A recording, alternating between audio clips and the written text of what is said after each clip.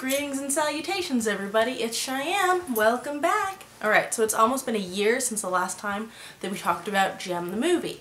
And you guys will recall, I was not feeling particularly enthused about the entire production. So I figured it's been about a year. Maybe since some more news has come out, we can do another roundup. Maybe I'll end up feeling a little bit more optimistically about the film. Becomes an online recording sensation, and she and her sisters embark on a music-driven scavenger hunt. Yeah, no, I'm not feeling more optimistic about this film. Well, okay, I'm feeling a little bit more optimistic about this film. So a couple of weeks after I did my last video about Jem the movie, they cast Rio, which was fine. He looks appropriately bland. I don't know, I don't care about Rio, you guys. No one cares about Rio. He's weird and he's cheating on his girlfriend with his girlfriend and he doesn't know and whatever. I feel like he looks a little bit too old compared to Audrey Peoples for my taste, but that's just, again, I feel like the girls all look a little young to me. It's just my opinion. I would like for them to look more like adults. But anyway, we got some other casting news, which was a little bit more promising. So two lovely ladies got added to the cast of the movie. One is Molly Ringwald, so they can punch up the 80s-ness of the entire thing, and she's going to be playing the Starlight Holmes house mother, who does not have a huge part, but she exists, so cool. And the second is Juliette Lewis. They have not said who Juliette Lewis is playing, so this has led a lot of people to assume that she must be playing Pizzazz from the Misfits, even though they initially said that the Misfits weren't going to be in the movie.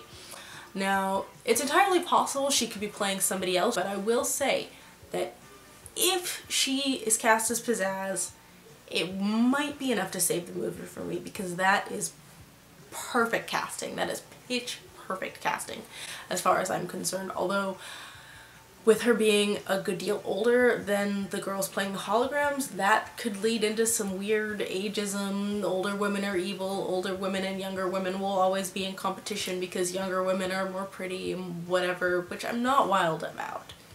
But Juliette Lewis is a badass. She's in a real life rock band. She looks amazing. If she is Pizzazz, I will be so happy. I will be so excited. But they have not said who she's playing yet at all. That was good news, but then some more disconcerting news is the fact that they are going to release this film on October 23rd of this year. Mid-October through December is generally Oscar time.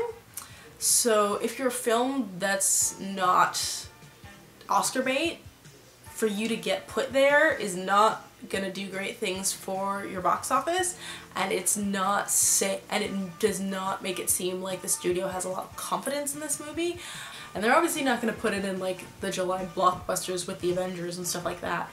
But it worries me that they're putting this out in October. That feels a lot like a dumping ground. I don't know what that's gonna mean in terms of promotion. I know that it's probably gonna make it a lot more difficult for younger girls to see it because they're gonna be in school. So that worries me a little bit. We're gonna get our first trailer in July apparently, so when that happens I will make sure that I let you guys know what I think. And then the next bit of in the March issue of Elle, we got our first kind of peek at what the girls are gonna look like. So Outrageous Jem and Kimber are in it. Shayna is not in it, presumably because she's tethered back at a drum kit someplace, and it's a very mixed bag for me. It's, on the one hand, it's like, okay, we got 80s, we got neon, we got big guitars, we have a keytar, okay, but no one looks like themselves exactly. I don't need the characters to look exactly like they do. When they do, it's nice. You know, stylization is gonna happen. Costume designers and hair and makeup people want to put their own imprint on the things that they work on, and that's entirely fine. There's pink makeup, there's face paint, glamour, glitter, a little. It's not as horrible as I was expecting it to be. They don't look like the Pussycat Dolls, but it's still not feeling like a Jem movie to me. Right now, my excitement level for the Jem movie is decidedly meh. So we'll see what happens. I will do another video when the trailer comes out. So for those of you who are not feeling wild about this but still would love to see a Jem continuation or a Jem reboot or something like that, I am gonna say this: the IDW Jem comic book is out now, and this is great. This is really great. I have the subscriber copy. It's sparkly.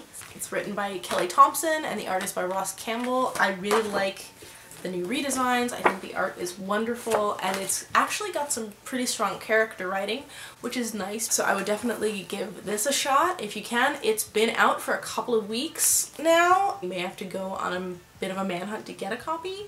I literally had to go to 3 or 4 stores and it was sold out at a bunch of places. So if there's one Jem piece of media that you're gonna pick up, I would definitely have it be this one.